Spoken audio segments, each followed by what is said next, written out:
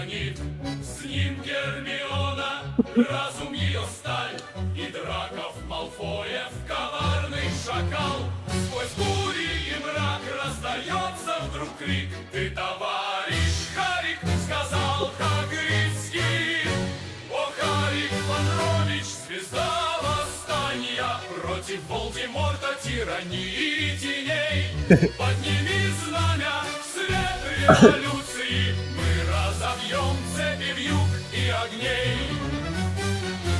Гермиона в подвале пишет, как свет, ее слова в каждом сердце оставляют след.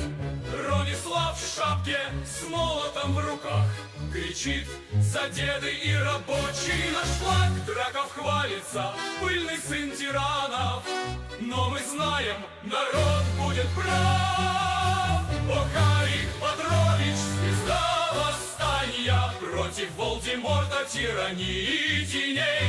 Подними знамя, свет революции, мы разобьем цепи вьюг и огней. В Хагограде, где... Okay. If you want to watch the...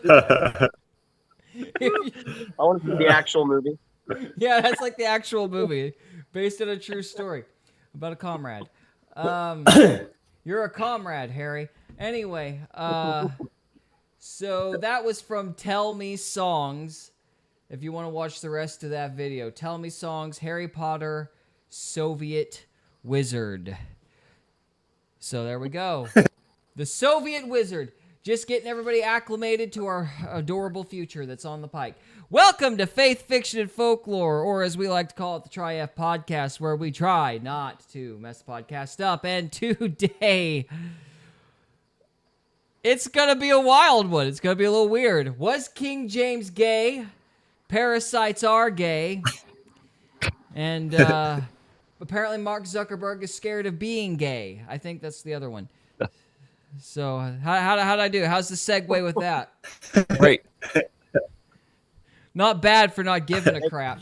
So going all out tonight. Going all out tonight. That's right.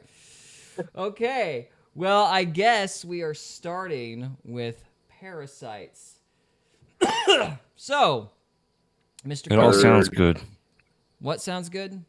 It all Can we sounds just good. dive in here? Yeah, hang on. Do you want me to... We're professionals, folks. Hang on a minute. I've got my... There we go. I don't know what in the world. No, that ain't right. Hold on 1 second. I got to adjust my seat. The wind is killing me. Okay. That's fine, because apparently I've screwed up our window. For some reason, my background is not up. So, we're professionals. We're professionals. You're a professional. Dad blame right I am. Where is my background graphic?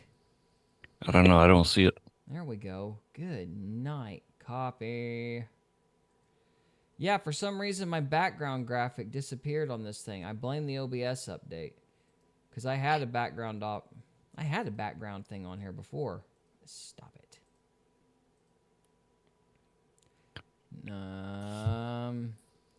You could say you can move it to the foreground.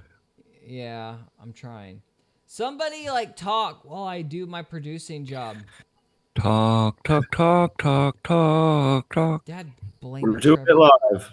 We're doing it live. Talking while we Doing it live. talk a lot. Okay, so just so I understand, Cody, we're looking at your article, correct? Yeah, I think I'm just gonna read it. Yeah, go for it. All right, go for it. I Okay. am almost ready. So what brought all this on is I moved into a new house. I got a shop, and it has a small rat issue. I think there was 10 rats initially. I've killed 6, I think. So, but I started watching these rats and their behavior and their responses. And one thing that really stuck out to me is what they hoard. Because I've had I've known that they'll hoard boxes, things like that. And it's I started watching these rats. Huh? They're stealing your stuff, collecting it. Whatever. Are they stealing your stuff and collecting it? Wow. Greedy Yeah, little they're like hoarders, right? And so I was just watching the things that they were taking and how their nests looked. Now I just really thought about people, and so I started doing some digging. And my opinion on this is that people aren't hoarders. It's called Dunge's syndrome, but it's caused by a parasite, and it's the same parasite that these rats have. Huh. And so like this hoarding behavior is not, it's not of people, it's of the parasite. Okay. So Makes sense. I got into this paper is what lays that out. All right. It got taken down a couple of weeks ago, but it came back up. So I want to read it while it's up. Well, you must be on to something. It's kind of long, so I'm gonna skip part of it. Okay. Okay, so mice chronically infected with T. gondii exhibit selective increases in CNS dopamine concentrations. Increases in CNS dopamine are associated with psychosis in humans and obsessive compulsive disorder like ritualistic behavior in rodents. Interestingly, dopamine activity can also be associated with personality traits in humans, particularly novelty seeking. Additionally, T. gondii infection in humans can be associated with personality changes. And it cites the studies in here too, if you guys want to read this yourselves.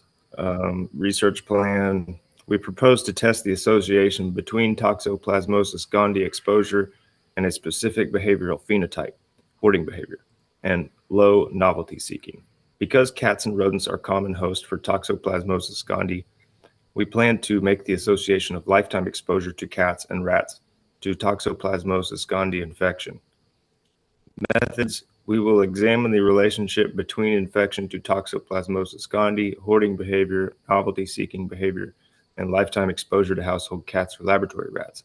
80 healthcare professionals who do not have baseline obsessive-compulsive disorder. Healthcare professionals are not likely to have significant mental or physical comorbidities. Nevertheless, the office setting provides a personal space in which there is little policing of incipient hoarding behavior. Individual office spaces will be blindly rated for level of hoarding.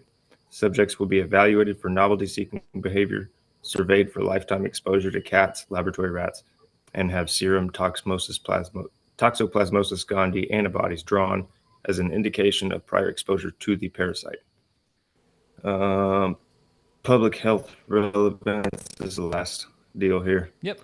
Pathological hoarding is characterized by domestic squalor, loss of insight, and social withdrawal.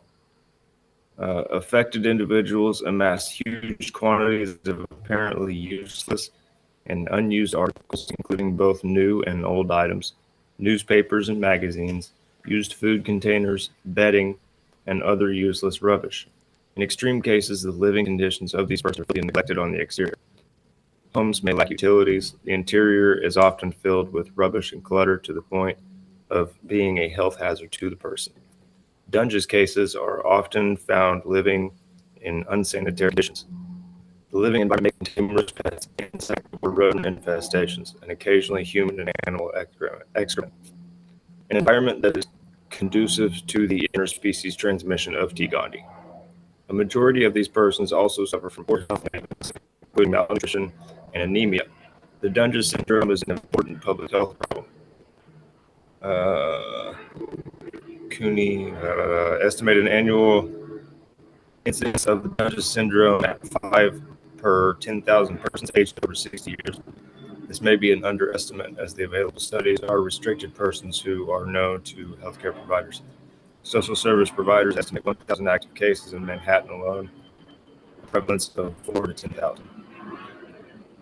Dunge's cases may comprise 25% of XR County adult services caseload, personal communication. In this policy, we propose to test the association between Toxoplasmosis gondii exposure and hoarding behavior. If such an association can be demonstrated, there would be implications. First, it would demonstrate the capacity of CNS parasites to alter human host behavior in the absence of clinical disease. Second, it would demonstrate the potential for a wide variety of currently unexplained behavioral disorders to be the product of parasitic manipulation. Third, it would offer the potential of specific antimicrobial treatments for an important public health problem. Sorry, that was long-winded. No, you're good. Lost you a but little anyway, bit there, so but that's all right. in my opinion, I mean, if there's a parasite that can cause. Okay, No, you're good, man. am You're I clear? Yeah, you're clear. Yeah. Yeah. Okay.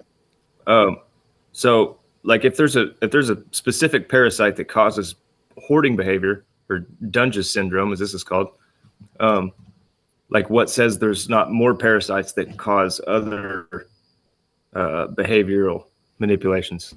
You know, like if Yeah. there was like a lust demon, you know, a food demon, or a what do you call it? A food demon. Like a tapeworm? So like gluttony.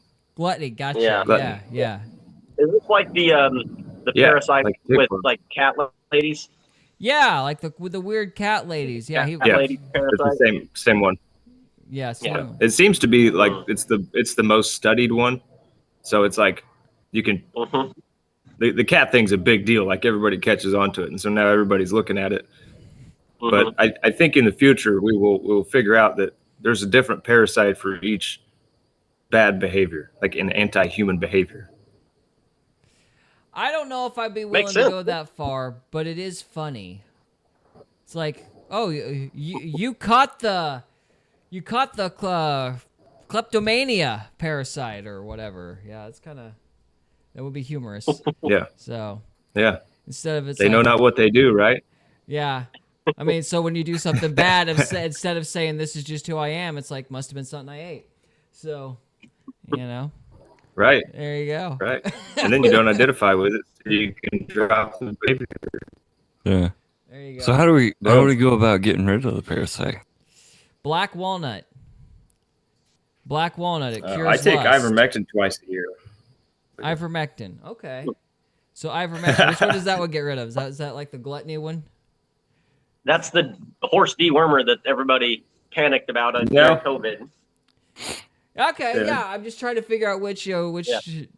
which cleanser CNN is like. CNN said not to take it, so I take it. Yeah. That's a good rule of thumb. Whatever the opposite CNN does, that's what you should do. So, yeah. So that's an interesting idea. I'm not gonna say I buy it, but that is an intriguing concept. What do you all think? Yeah. Greg, what do you think? Yeah, I'm with you. It's interesting. I'm not opposed to it. Yeah, more research would be good. Yeah. But Word up. we know there's a parasite that makes you want to hoard cats, so it makes sense that the same parasite would make you hoard random shit. That must have been a Yeah. demon who got demoted. That's the same one. That Yeah. toxoplasmosis gondii. That's that same one. The Yeah. Dungeons cases and the cat thing. It's the same parasite.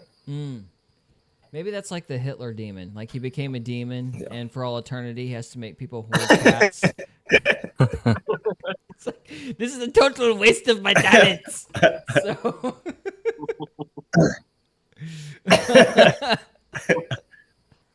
Did you just meow at me? Yeah, did you just be out? Oh gosh. Well, that's my joke for the evening, folks. So is there a smoking parasite, like a hookworm for cigars? That'd be fun. You should try ivermectin and see if it. You know, cures I don't know. I There would we think if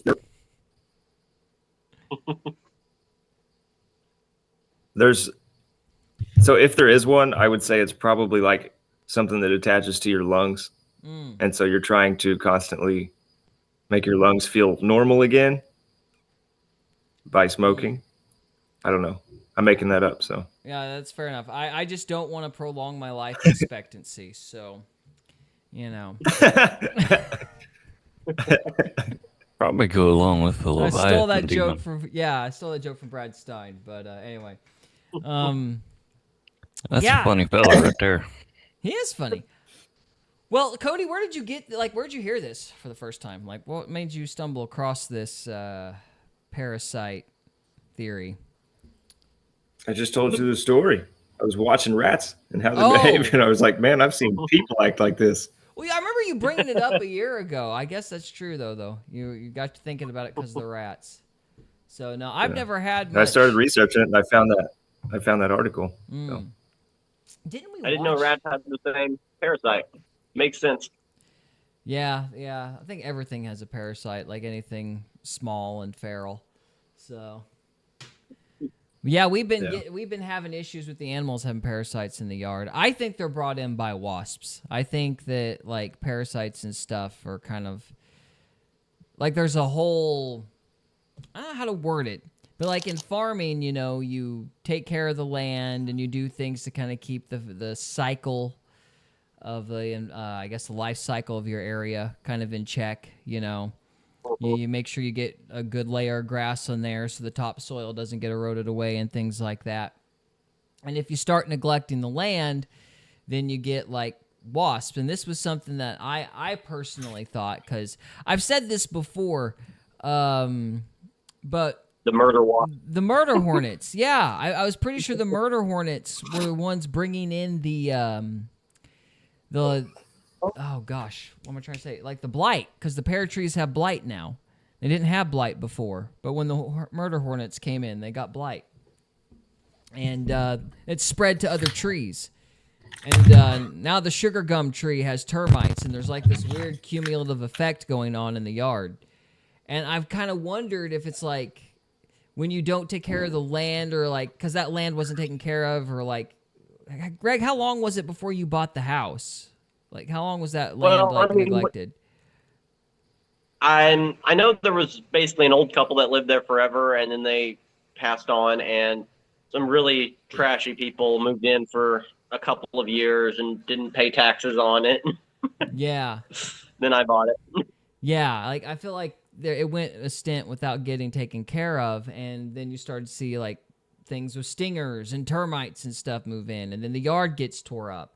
But then we started doing things to like try to repair it, you know. So we bought chickens, we got bird feeders, and you know before that, you know, the dog was like all skinny because she had parasites all the time, but by putting birds in and getting rid of all the stinger stuff, she started putting on weight because she got rid of her parasites over time. And I just wonder if all that stuff's kind of interconnected, is my point. So, Yeah. like, Yeah. I think you're hitting a philosophical truth here. Because like it's the environment you create. That's what chooses to live in the environment you create depends on the environment. You know, I mean, like I've explained the what's that deal with the pinworms in the bottom of your stomach. What's it called? What's the bottom of your stomach called? Colon. It explodes on people? No. No. What? The bottom of your stomach. What's the bottom of your stomach? It gets Your inflamed. intestines? Like a lot of kids get it removed because it gets inflamed and then blows up, and it'll kill them if it blows Appendix. up. Your appendix? Appendix. Yeah, I almost died that way. Appendix Right. is the bottom. It's the bottom. It's the bottom bottom of your sac large on your stomach. It's your large intestines. So- Little knob at the end of your large intestines. So. Okay, my bad. No, it's But anyways, fine. it feels like if you're drinking like 6 Dr. Peppers a day, you're whatever, and it's got like there's heavy metals in that crap. So right. all that heavy metal sinks to the bottom of that appendix, right? Yeah. And so it gets so heavy and swollen up because it's full of metal, right? That like nothing can live in there except pinworms. Okay. And so then when it blows up, it finally lets go. All those pinworms just scatter throughout your body. Yeah. That's actually what kills you. But so it's like you're creating that environment in your body by eating unhealthy shit and putting a bunch of metal in there, you know, unknowingly, obviously, but yeah. It's all about the environment. Your environment you're gets right in with you. What you surround yourself with gets in you and starts affecting your behavior. So even if we're completely wrong, we've made a wonderful allegory. And it's the same with that. Same with that paper too. 'Cause it says like the parasite makes you live in squalor, and you know it's like the parasites can rebreed in a filthy environment. Mm-hmm. So it's their goal to make you live that way. Trashy. Yeah. But you have to create the filthy environment first too, and it becomes a cyclical thing. So Interesting. Interesting. Well, Indeed. What are we moving on to, Indeed. boys? well, we got 3 more minutes. I have to kill another 3 minutes Oh, to make 3 this minutes. podcast ready. So yeah, 3 minutes. yeah, it's got to be 23 minutes minimum to justify it on Buzzsprouts. So we got another 2 minutes to kill. So somebody needs to come up with some final All right. thoughts. Does anybody Final have any thoughts. questions about Parasites? I'm trying to questions about parasites. Let's see. I mean, I was just trying to like correlate each particular parasite with a specific sin. You know, like tapeworms. Well, and yeah, I mean fleas. that's where I want to get, but I got to take little bites, man. Oh, Have you okay. have you been able to catch any of these mice or rats? No, I've killed them all. Oh, you kill them all? Do you dissect any of them? No, that's dangerous. Seems like a good way to get parasites. Yeah, exactly right. Indeed. You gotta get the mask and the little gloves, and you know. Yeah, you go all out and Yeah. get you a full bodysuit. You And need, I know they're in there. yeah, I don't need to look inside of them to know what's in there. You gotta classify them. You know, it's like Hooktus wormus. It's responsible for thievery or whatever. so, Yes. so are the That will other be my life's work. are the parasites the rats demons, or is that The worm is. I demon. believe that parasites. I believe that parasites are literally the Nephilim.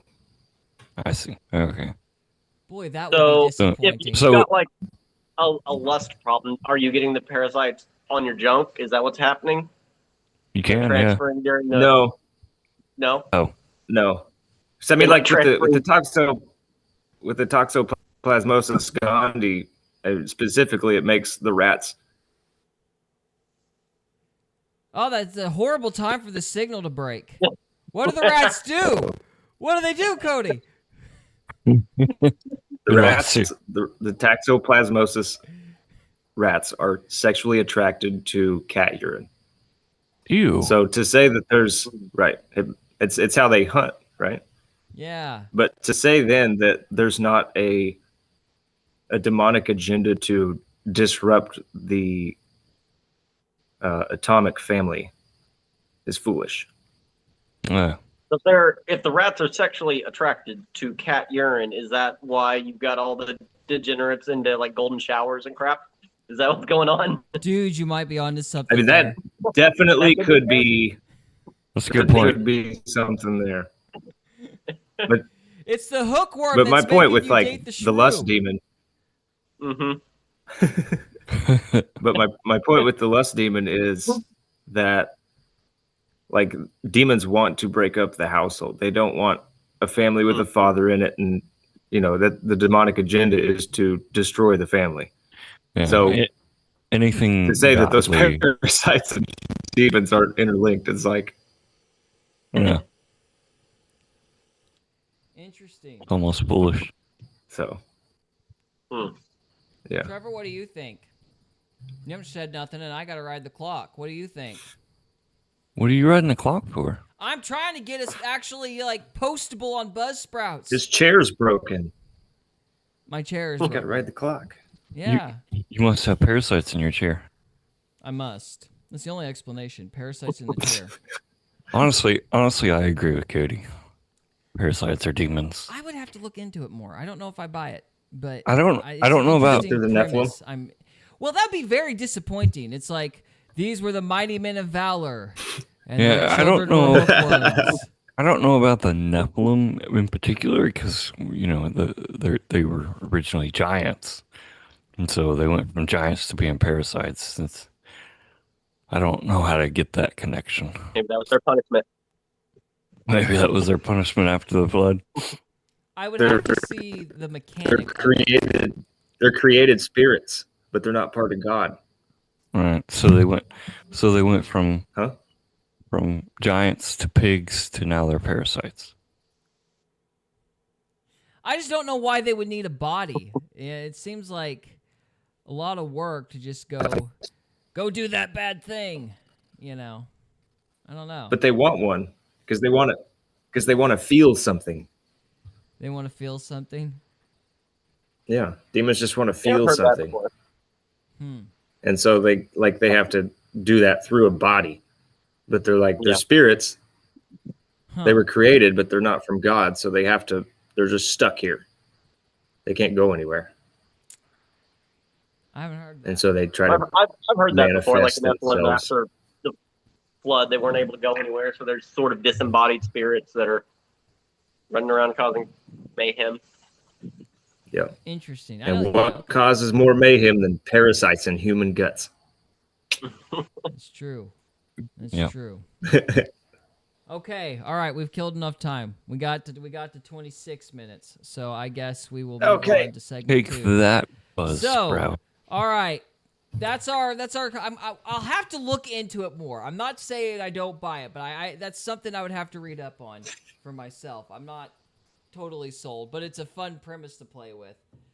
I'm gonna create like a what was that freaking an Arsh Goetia? Was that what it's called? The Arsh Goetia? But it's going to be the Arsh Goetia. It's a catalog of demons, only it's hookworms, like various types of parasites, you know.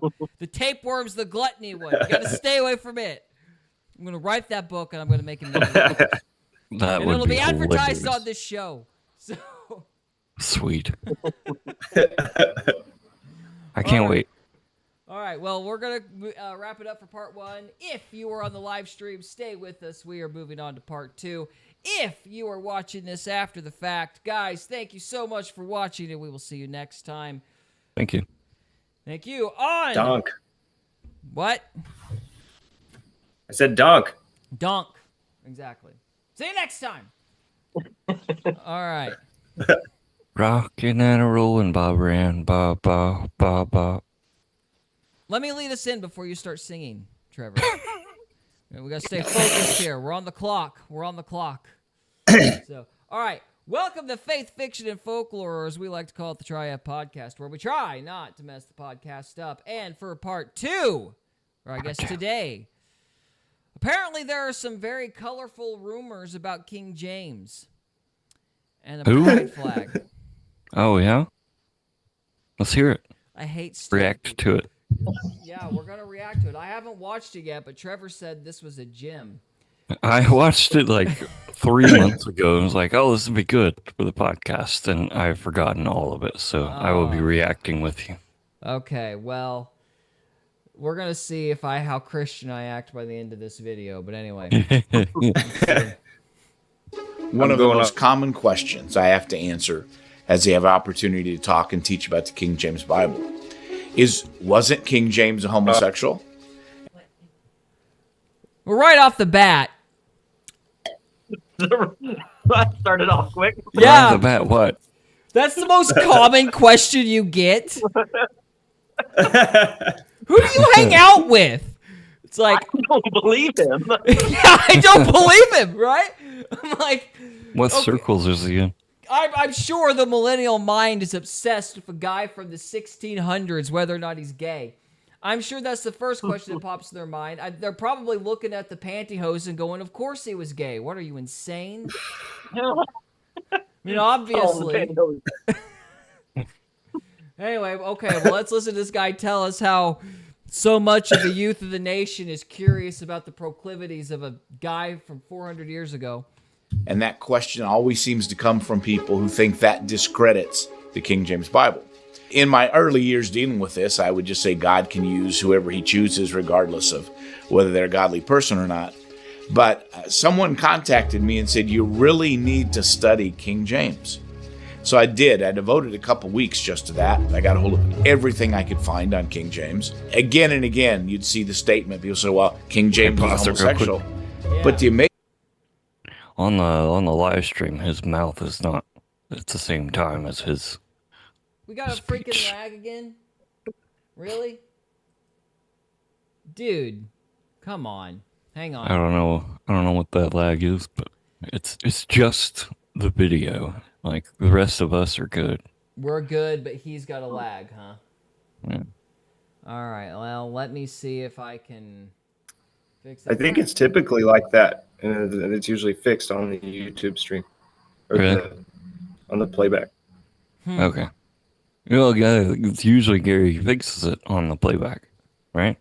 Oh, Yeah, I have to go in there and edit it, and like it's a pain in the butt because I have to resync it every time we play the video, and we don't shut up, so oh, I have to resync a lot. I So didn't realize that. yeah, it's kind of a yeah. It's all right. I don't have a life. It's okay. So I'm only a little bitter. Let's see. Where are the settings? Why can't I? Man, my technical prowess is just ridiculous. Do you want me to mark it for you? Well, it's got everything grayed out anyway, so I can't do nothing back here. I'm just wondering what in the world's happening. Cancel.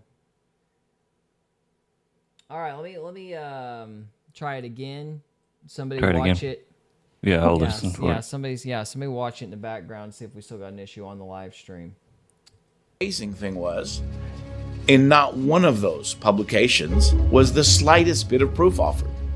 The famous Okay, well, regardless of whether he's gay or not, they're not going to talk about it. It's like, you want to be the king of England and admit you're gay in the 1600s?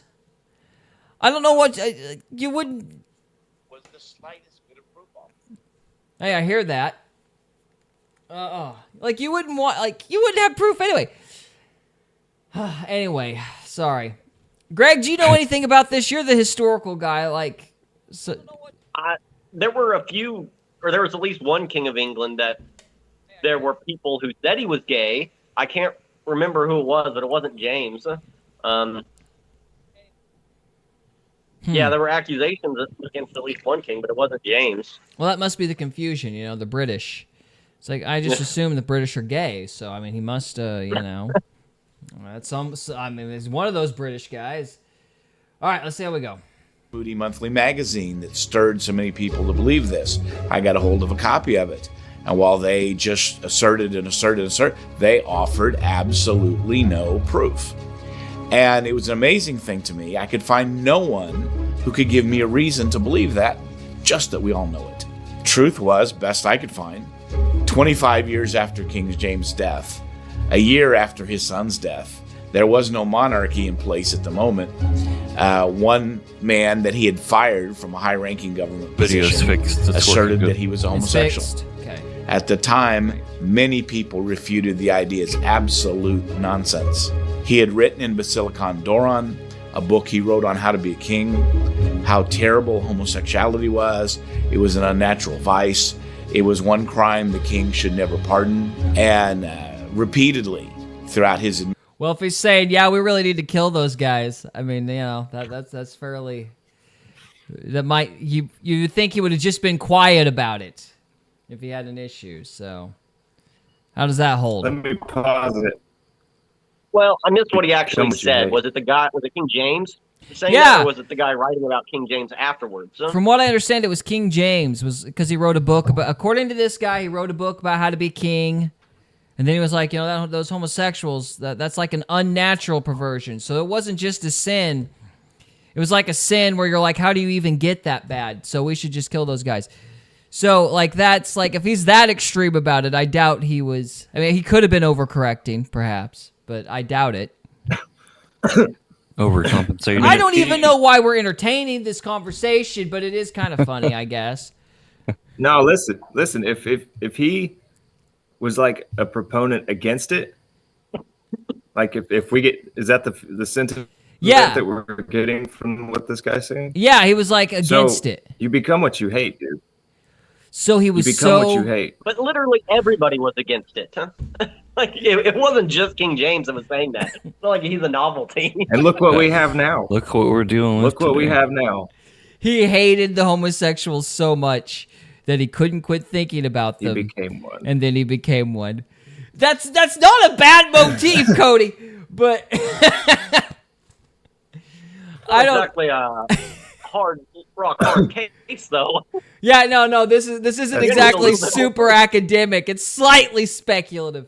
So, no, I don't know. I don't think he was gay. I mean, honestly, when I've looked into this stuff, it seems like the definitions change so much anyway. So I'm like, I don't even know if like our framework for that question's right now. So I'm like, I don't even know how you'd even begin to address the question. And honestly, I don't. I don't understand what do you mean? Well, basically, for example, back in like the 1950s, so like this is the pederasty thing, right? So, for example, Oscar Wilde was charged with homosexuality, but that wasn't what he did. Like Oscar Wilde was a pederast, and he was running around a 14-year-old kid in the red light district. Same thing with Alan Turing. He was a pet. Was the 14-year-old kid a boy? Yes, he was a boy. Then that's homosexuality. Well, yeah, but the way that these modern audiences think about it is, he had some secret lover in the closet, and they were just madly in love and all this crap, and they just had like a secret tryst or whatever, and that's not the way it was understood. Traditionally, it was kind of linked with prostitution, from what I understand. And so Alan Turing was the same way. So like he was convicted of homosexuality. I think he was like one of the last guys to be convicted of homosexuality. This would have been in the 50s. And it was pederasty. He solicited a 14-year-old kid. So it's pederasty is typically the way that it's like used in like court trials and stuff. So yeah. I don't even know. I think they're on the same scale though. I mean, sure, it's a sliding scale. If you're talking about how to even prove something like that from 400 years ago when the definitions of the words changed, like that's my point. Because you don't even know if it's like, are they talking about some kind of like pedophilia, or are they talking about like the way that we like understand homosexuality? Like, I don't know how you would. From what I understand the words used to be synonymous. See, I don't know about that. Homosexuality and pedophilia used to be the same word. They're the same word, but pretty like much the same. Go on, Greg. Go on. I mean, you get one, you get the other. They go hand in hand. Well, is that historically? Yeah. But no, like in the Bible, it used to be like I don't know. I can't remember the word right now, but the word that's in there means both things. Yeah. I don't know. So it's like it's the same word. Dicey. It's dicey. Well, there's some. Go on, Greg. Because obviously you're trying to differentiate between like what we see as homosexuality, which is just two adults of the same sex, right? And conflating that with pederasty, but. I'm not conflating it. That's just how the word. That's just how the word was used. 14 would not have been considered really a child necessarily. It would have been in the 50s. Fair enough. Oh yeah, in the 50s. Yeah. With Alan Turing, he was charged with homosexuality specifically, but it was a kid, from what I understand. So in Alan Turing, Well, it sounds like they were trying to take it easy on him. They were like in the court. They were trying to take it easy on him. You could be right, because he was the guy that broke the Enigma code, so that could be it. That's a fair point. So, anyway, I don't know how you would prove it if the definition of the words changed, though. Is my point. Like, I don't know. Like, I don't even know how you'd begin this case, and I don't know why they're even asking the question. But anyway. Word. I don't know. I wasn't planning on having a nuanced debate about the definition of homosexuality tonight, but it's a weird topic because words change over time. So, for example, I don't remember which book which translation it was. I want to say Gutenberg, but I could be wrong. I could be very, very wrong about that. But one of those older Bibles, when it was talking about homosexuality, it defined it as men sleeping with kids, like men, like younger boys. And historically, that's what it was, because it was a pecking order thing. Like you would basically, like the way that the Roman culture, and Greg, confirm if I'm right or wrong here, or correct me if I'm prisons wrong, like that. I'm right. Yeah, it was more like prisons, the way prisons operate. And so they had like the temple prostitution stuff, and the way that the Roman culture kind of understood it was a man could sleep with whatever and whoever they wanted, because it was spreading their virility. You know what I mean? Now, the way people think of homosexuality in our culture is like Jack from Will and Grace. But you did not want to be Jack from Will and Grace in ancient Rome. They would have killed you, you know? So, so for them, it was like, you know, spreading their, like their dominance, their masculinity around, in a manner of speaking. And that was why there's a book that I read. I never got all the way through it, but I read it was a book called From Shame to Sin. I don't remember the name of the author. But it talked about how that was kind of the way that they framed like homosexuality was in regards to the temple prostitution. So when Paul talks about active and passive participants in prostitution, that's actually a categorization for the like the active participant would have been the John. The passive would have been the prostitute, which is why it's kind of linked to prostitution. So, I mean, I'm not necessarily saying homosexuality is right. I'm not making that case. I'm just saying the definition of the word has changed, and there's like little nuances that kind of matter. Yeah. Well, I mean, a lot of the changes have been very modern. It's not necessarily homosexuality in Rome and the Greek world were very. There's a lot of debate. There's a lot of evidence that it was not as prevalent as they've made it out to be in the last 100 years. Like, they act now like everybody in Greece and Rome was just gay all the time, and that's right. There's a very good case that is not actually the way it was. That's, you know, one example is the Greek word for lovers didn't mean sexual lovers, really. Not all the time. Right. Two people who love the same thing, like two soldiers who go into battle together, would be called lovers in Greek, and they did that a lot. They called them, they called each other lovers, but it's because in the Greek language they're referring to two people who love the same thing together. Right. So soldiers or brothers who love battle and, you know, fight side by side are called lovers a lot of the times. And so obviously in the last 100 years that has been taken to say, look, everybody was gay. Yeah, but that's exactly what I'm talking about, though. The way that the words are used change, and so it's kind of hard to make a cumulative case by going back to firsthand sources, because people are inferring their understanding of the terms in a modern context when it means something different back then. I don't think the terms were different in the Middle Ages. It's just like a modern thing that we've like. Homosexuality, like sodomites, that was all a thing. They understood what that meant, huh? Well, homosexuality, though, has been connected to pederasty, though. Like, that was his like, pedophilia, pederasty, homosexuality were all interchangeable up until the 50s, from what I understand. So that's kind of why it gets hard to make a case going back with firsthand sources, because they used words differently. I mean, I could be wrong, but, you know. Yeah. If I am, somebody correct me in the chat. I think it was just a lot more normal to have debaucherous behavior back then.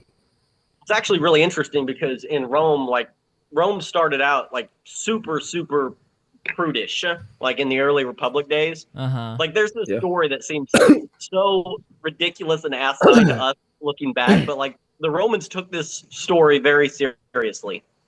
There's two senators who are arguing about whose wife is the most virtuous or the most chaste. And so one Roman says, yeah, well, my wife is, I'm the only man she's ever been with. That's how chaste my wife is. And the other senator replies, yeah, well, my wife is so chaste, she's never even slept with me. And so, of course, the other senator gets mad because he lost the argument and rapes the guy's wife, and then she has to kill herself. Well, that got dark. Yeah, it got dark real quick. That went straight to 10. Like, it just like they took that seriously. It wasn't really a joke for them. So you can see that in the early Republic, they were very, very prudish, prude about sexuality. And then as Rome became far wealthier and, debauched, the debauchery just really exploded. Yeah. Kind kind of interesting to see how far it could go over the course of a few hundred years. Yeah. Oh, yeah. Maybe it just happens. Maybe it just happens mainly at the end of empires. I think so. Yeah. I don't know if you can rebound from it, though. I'm kind of hoping you can rebound from it, because if you can't, we're in a lot of trouble. A lot of trouble. But ours isn't necessarily organic. I kind of feel like we've been pushed into hedonism a little bit by my buddies.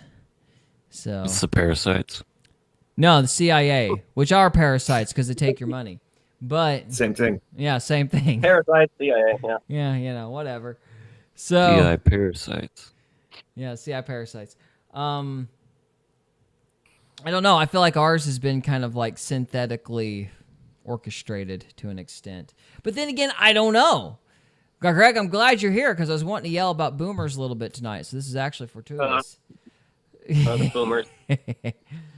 Well, speaking of like synthetic, you know, one of the things whenever I was reading all that stuff about H.G. Wells that I learned was they tried to do this hedonism, one world government crap in the 30s. And that was really their first attempt, but that generation rejected it. However, when they tried it again in the 60s with the boomers, I mean, it caught on. And so I'm like, okay, was it like a synthetic thing that was built by people with money, or was there something about that generation that made them inclined to accept that they could be God? I just feel like the boomers are really trusting. Like they trust the government because the government, like living in the 50s, 60s, 70s was gravy. It's just crazy to think about that a man could have like one factory job and like support a family of 5 and have a car and a house, and that is so a pension and all that shit. Yeah. Yeah. Hire after 30 years. You can't get pensions anymore. No, you can't get pensions. Yeah, you know, the idea of us getting Social Security is kind of a joke. We're like, yeah, whatever. I'll believe it. That shit was bankrupt from the start, man. By the time we get that check, it'll actually be a bill. You know, we overspent. Pay us the money. Population collapse from the low birth rates. It's like, yeah, it's going to get bad. Oh, yeah, we're not getting a dime of that money. Not a dime. But I was just interested, like, what did they do different? And I guess it's a valid thing to suggest that maybe they were just really trusting. But why were they so trusting? Because their parents certainly weren't. Because the government gave them everything. Like they had, like interest rates were great, and like they had all those GI bills and like all that stuff. It's great. Banks were basically after World War handed II, out. America like owned trade in the world, and so the American government was able to make the boomer generation incredibly rich, and then we don't really live in that world anymore. Shoot, in the 40s, you could go paint a creek for gold and get rich. I mean, like, come on. Wouldn't that have been nice? Oh, okay. Well, I don't know. I'm trying to. Maybe I'm trying. We started out talking about King James. I know, but this is irrelevant. This is kind of relevant because we're talking about a shift in society. I feel like a lot of terms changed, a lot of paradigms and worldviews changed. I think there was a big dramatic shift in the way people saw the world and the kinds of questions they asked, like wondering why in the world, like King James didn't even write that Bible. Like he just said, okay, do it. So why, whether he was gay or not, is completely irrelevant to the validity of the King James Bible. But it does, interestingly, like point to a very absurd fact. These people back then, and this started in the 50s and 60s, like I think Ruckman was the guy that kind of really challenged it for the first time. They were going after the King James back in the 50s and 60s. Like the real harsh criticism of the King James kicked up during that time. And so it's just one among many things that shifted dramatically all during the same era. And so, it's just an interesting... This whole King James only fight started at the same time that we're talking about.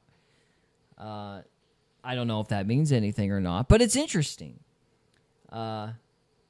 Yeah. So it does, but why would they go after that? Like, why?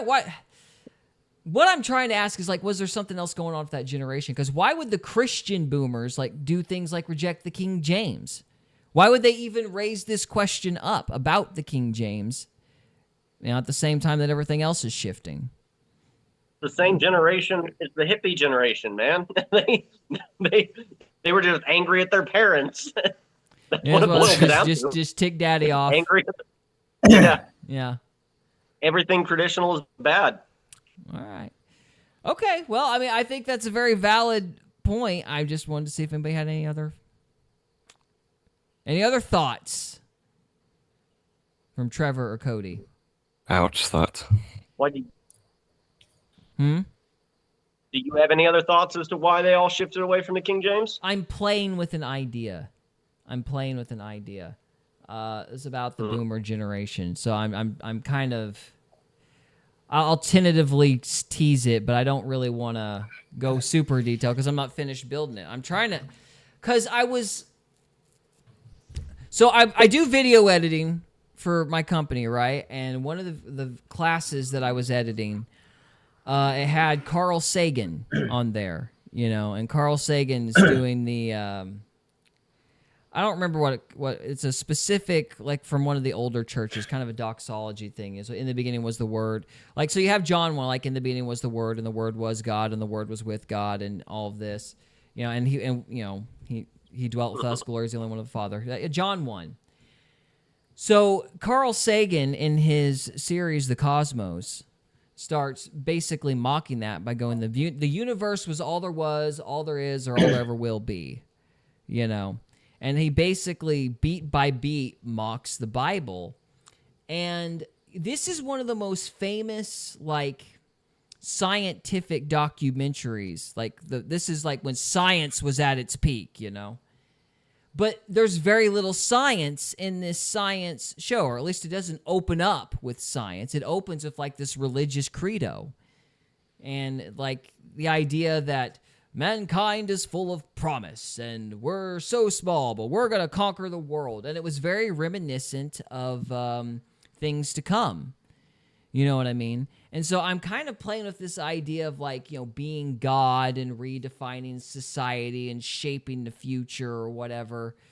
I'm, like, wondering if maybe something like that was super important to the boomer generation. Like, not just the rejection of dad, but, like, moving beyond the primitive and moving beyond, I guess tradition, which is in a sense dad.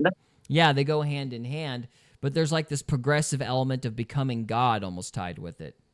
I'm wondering. I'm playing with the idea. It's not fully fleshed out, so you got to bear with me. But I just thought Carl Sagan's, the fact that in a science documentary they have a religious credo, and it got accepted because, again, and the thing about things to come with H.G. Wells and all that pompous bullcrap about taking over the world, the people of that time didn't accept it. Things to Come flopped. That generation rejected H.G. Wells' bullcrap. But Carl Sagan and the like that come up with Cosmos, and then that generation accepts it. I'm wondering if there was an appeal to, like, maybe like the prosperity brought, like, on an arrogance that, made them feel like they were going to be the ones that were going to bring the world into the modern age and advance, get us out of the dark ages. With that prosperity. Yeah. It's like maybe because the World War II generation had the Great Depression and all sorts of hardship, and the boomers didn't have that. Not anywhere near on the level our parents did. So maybe that prosperity made them susceptible to guys like H.G. Wells. So. I don't know. I'm speculating. So. Well, we're always speculating. Yeah. Wargaming. All right, let's keep listening to why people think King James is gay. Administration as king spoke against homosexuality. And some folks will say homosexuals are often hypocritical about that, especially people in high places. But still goes back, why do you believe that? What's the evidence for it? whoever saw him commit a homosexual act. He certainly never said a word in favor of homosexuality. And usually folks run to some English customs. Kissing men on the cheek. King James did that a lot. But so did everybody in England. Some cultures adopt that as a form of greeting. I've personally preached in Syria where after the message, all the men who think it was a good sermon come up and kiss you on the cheek. It's just their culture. By the way, Scripture referring to that culture says, greet you one another with a holy kiss. People say, well, King James was known to have bodyguards sleeping in his bed. King James' father was assassinated. He survived 4 assassination attempts. Having bodyguards handy was not some sort of paranoid delusion. And can I just add, people didn't associate sex with literally everything. All right. Yeah. It's like kissed on the cheek. Sex! Sleeping in the same bed. Everything's just sex. It's like you hold up an apple and it's like, that reminds me of sex. I mean, it's just like... You want to know? Go on, I'm sorry. Just a little bit of a... on that note, do you know how inns used to operate in the Middle Ages? It's really expensive to have multiple small beds. So you would have one big bed. So you would go to an inn for the night, and you'd have 4 or 5 men all just share a big bed, total strangers. and not a word about it being gay. Yeah, because it's our culture is just so. It's perverted. It's like Our everything's culture is so depraved. Yeah, everything's like automatically associated with sexuality, regardless of what it is. Thank you, Disney. Yeah, probably. Well, a lot of it was just poverty, but Yeah, a lot of it has to do with the fact that how rich and wealthy we are now. Like, we can afford to have our own beds. Yeah. Having your own bed was something like only the uber wealthy could have done. Right. Yeah. We can afford 500 to years have ago. scruples. Yeah. So we can afford privacy. That was never a thing. Yeah, exactly. So Like when women went to go bathe in a river, they all went in a big group because one woman is not going to go naked into the woods and take a bath because that's a good way to get raped. Or So they eaten all by a went in bear. a big group. Guess what? It wasn't a big lesbian orgy. Well, some of the baths were mixed. This is the grossest story I ever heard. The grossest story I ever heard. I can't even imagine this. But the whole town, the whole blasted town, once a week, they'd get in this giant metal tub and they'd slap a plank in the middle of the tub and they'd eat dinner while taking a bath and talking. And I thought, that is just disgusting. No wonder you people died of the plague. But Right. yeah. Right. You. But that's what they did. It wasn't like, which is kind of why the Victorian modesty standards are like stupid, because that's not how the vast majority of history ever operated. But yeah, lots of times it was we don't quite comprehend how much privacy we have compared to the entire rest of human history. Yeah, it's not normal. The idea of having a 12 kids and you and your wife living in a 1-room cabin was normal. Yeah. You saw all of your family naked. Yeah. A lot. They'd carted you And do you off. think do you think they made more kids while the rest of the kids were just out of the house? Probably not. There was stuff going on in that cabin. Freud would have been busy. It's Yeah. like, now tell me how you feel about that. It's like, We I'm don't so appreciate startled. how much privacy we have So compared to those times. yeah, it wasn't great back then. So anyway, maybe we just shouldn't make so many perverted associations. But we're fat, rich, stupid, and bored. So we do. I'm perverted. And perverted. Oh. All It's right. not you. It's a parasite. That's right. That's right. That hookworm's got y'all I rebuke got you in a that bad frame parasite. of mind. So, all right. Let's see. Let's keep going. Give this another minute. It was a common thing. Give you Henry another VIII, minute. well-known heterosexual, had a 20-foot bed and 4 bodyguards sleeping in it at any time, 2 on either side of him, 2 men standing in a bedroom and 2 men at the door. It was not an unusual situation at all. One of the very interesting things about King James was his relationship with his wife. Most royal marriages were political, not romantic. Most queens had a separate palace. They lived separately from the king, who would have mistresses living in the royal palace. And that was just normal, but not King James. He and his wife shared their living quarters. That was just virtually unheard of. He wrote love poems to her. She got pregnant 10 times.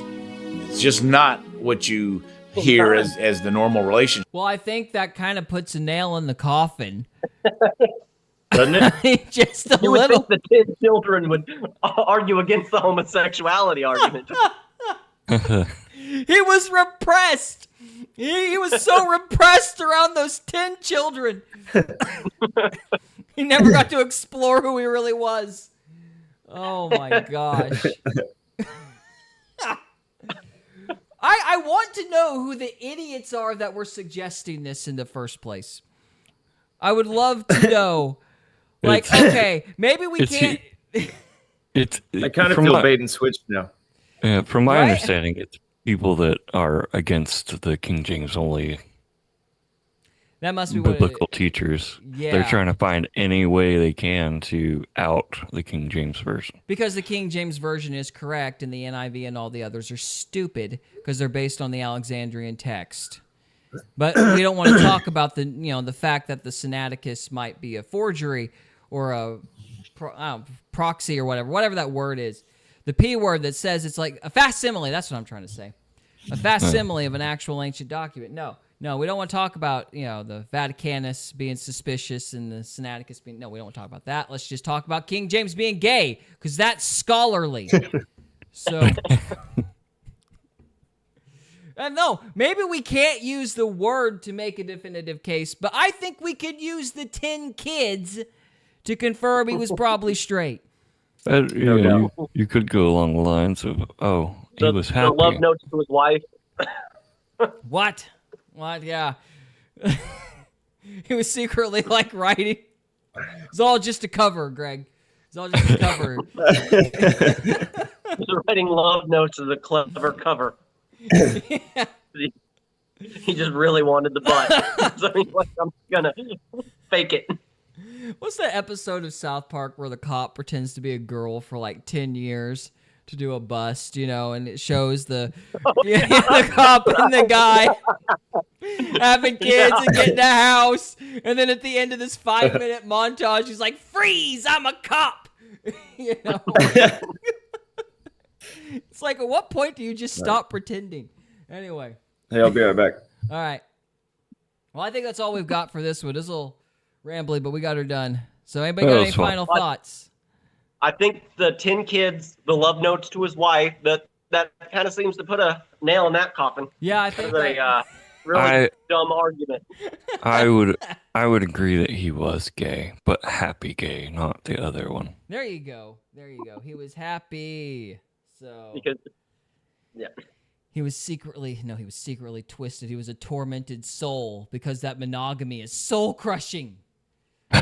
Anyway. All right, we're going to call it good for now. If you're still on the live stream, stay with us. We got one more segment left. If you are watching this after the fact, guys, thank you so much for watching. Thank you. And we'll see you next time. If you're lucky. All right, we'll wait for Cody to get back before we presume to part 3. What are we presuming? I don't know. Dude, just kick me in the teeth. What's I part can't 3? talk tonight. I think Zuckerberg is scared of Trump or something. Nah. So It was Cody's gone, funny. I'll be right back. all right. It's Well, if funny. they're all leaving, I might as well go too. Don't leave me alone. I can't talk. I barely limped through that homosexual argument thing because that's like a nuanced academic thing, and I don't have the bandwidth for that right now. Well, I I'm a didn't little really burned out. I thought we were just going to have fun with it instead of... I started to get a little nervous. I'm like, are we gonna have a debate? I wasn't ready for a debate. Crap. I was just saying there's the words change. Didn't mean to start something.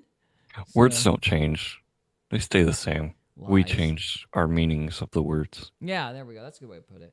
The syllables don't change. The syllables don't change. We Yeah. change the syllables. Yeah. Oh well, what are we gonna do? What are we gonna do? So anyway, Go left and right. go left and right. I mean, I could talk about politics for 5 minutes. We're waiting on Cody. I mean, What I don't kind know of if I really politics? Anything want to. new? No. Oh yeah. Apparently, we're supposed to feel sorry for the TSA agents now. Do they? Yeah. Have they? Sure. Yeah. Which TSA agent? The ones that masturbate to your wife and the nude body scanners. How do they do that? Those guys. They sit there in the name of security. They grope your spouse and take nude body scans of her, and then the TSA agents pass them around and masturbate to your spouse if they get on that plane. But we're supposed That's to feel gross. bad that they lose their money. Like, that was an actual news story, and we didn't They- close the TSA overnight after that. I'm like, can God just, like, make Yellowstone blow up now? So you're saying they can make an OF at TSA agents? They can make an OF out of all those nude body scans, and you can look at them and go, "Hey, that one's mine." So Oh boy! they just put And it then on a sue them. loop.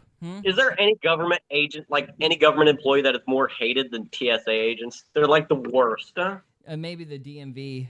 It's close between DMV. Yeah, the and- DMV. Yeah, They're up there. yeah, Our At least the DMV. DMV doesn't grope you. yeah, Yeah, our- yeah. At least, yeah. They don't. The DMV doesn't see you naked, so there's Yeah. that. Our DMV people have gotten real hateful here in the last few years. They're always. I've never known one They've that wasn't always been hateful. Well, I don't know. Rant, but About they- 15 years ago, I could just walk in and be like, I need a new tag. Okay, here you go, done. Now it's this whole deal where they get upset because I was 3 days late. You know. And Oh, it's just- you got somebody in there lecturing you, some Karen. Yeah. Yeah. And then usually, when I first moved here, she wasn't this way, and now it's like, oh, I get trouble for it. Well, she's paid by the snark. So Oh, I got you. yeah.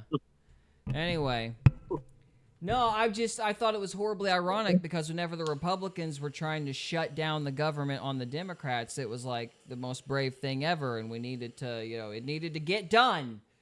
It's long overdue. But now that the Democrats have done it to us, there's certain conservative types, or at least one conservative type that I heard that made me angry, playing the violin for the TSA agents. Does anyone know why they shut down? Why? Well, because the government shut down. Chuck Schumer, they want to cause a war. They're trying to, make everybody hungry and cause a civil war because, the Democrats are evil. That's what they do. Or at least Well, those the Democrats politicians are evil. their party is screwed, so they're like, we have to win something. Yeah. Oh, Yeah. And So like you're not winning this fight. yeah, so they're trying to keep the government shut down until the food stamps, aren't getting sent out, and then people are going to start rioting and stealing, and they're hoping everybody will blame Trump for it. I don't know whether they will or they won't. I mean, who knows how people are going to react. speaking of food stamps, is it wrong to get on those? I mean, I don't think if think? you're available, I just wouldn't stay on them. Like, Oh, if you okay. need help, take the help, whatever is available to you, but don't be People content. live on it. Yeah, people live on it. You shouldn't live on it and depend on it all the time. Yeah, I Ju- see. just take. I see people with it all the time going to the Walmart spending $500, and it's like I can barely afford the $60 Yeah. I'm spending. Right, like I'm not gonna fault people for taking it if they need it. Like that stuff's there for people who need it, though, not to just be milked.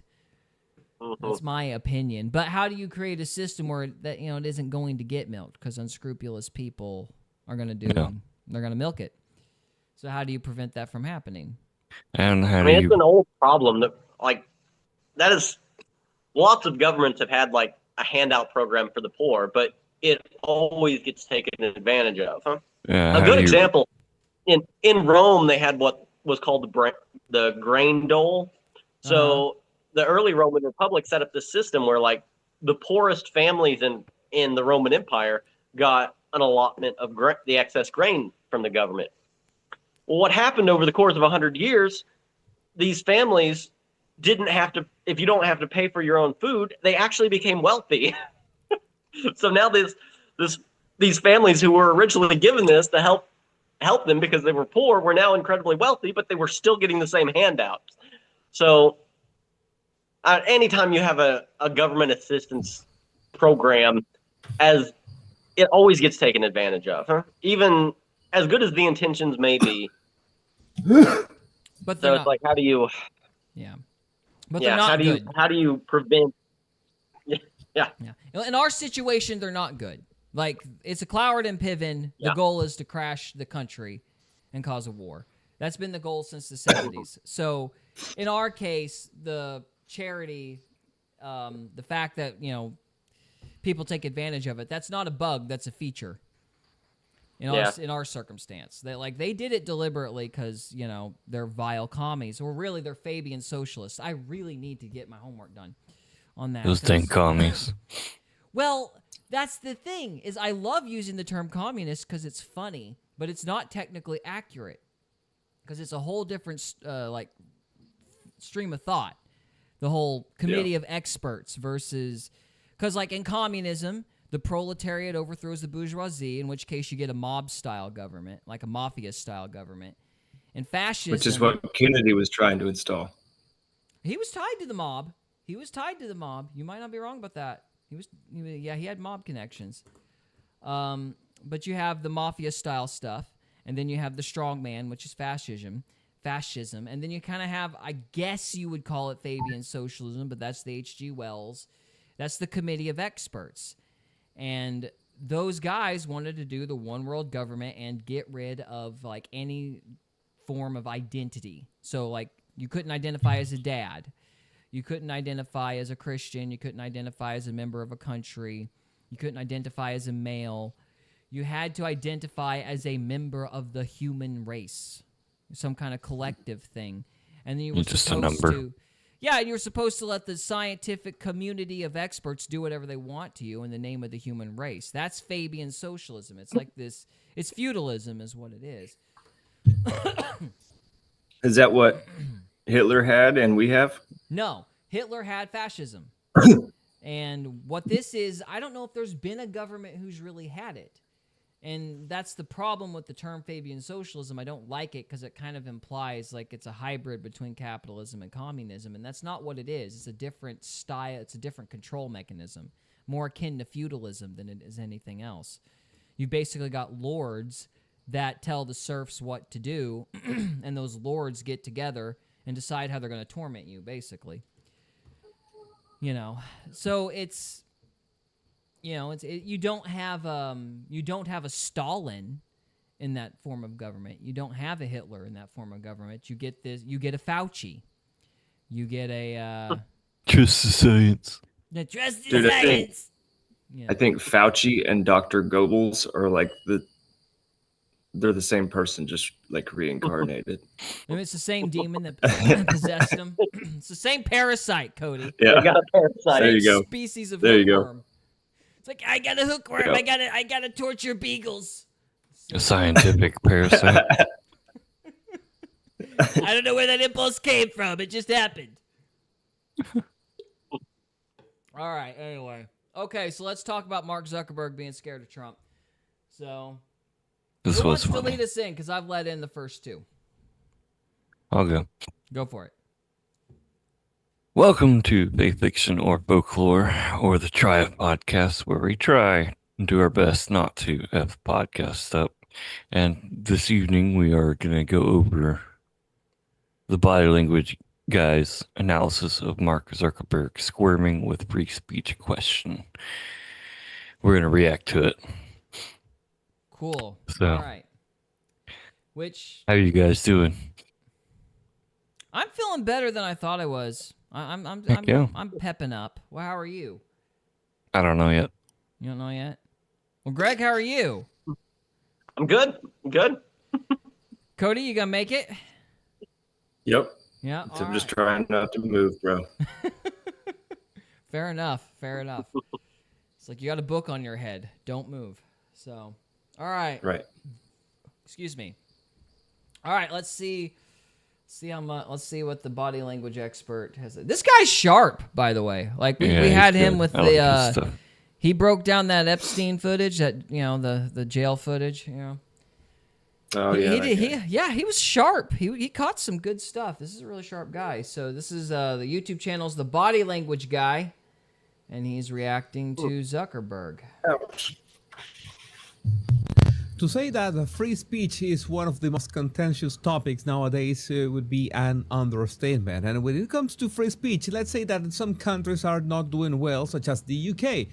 But in that regard, those questions about free speech can also be triggering for people involved, let's say indirectly, such as Mark Zuckerberg, who was at that tech CEO's dinner with Donald Trump, and he was not happy of being addressed the question directly at him and, well, saved by Trump at the end of the day. Let's watch the clips first and then analysis of his body language afterwards. Here we go. You didn't think you'd get that question, did you?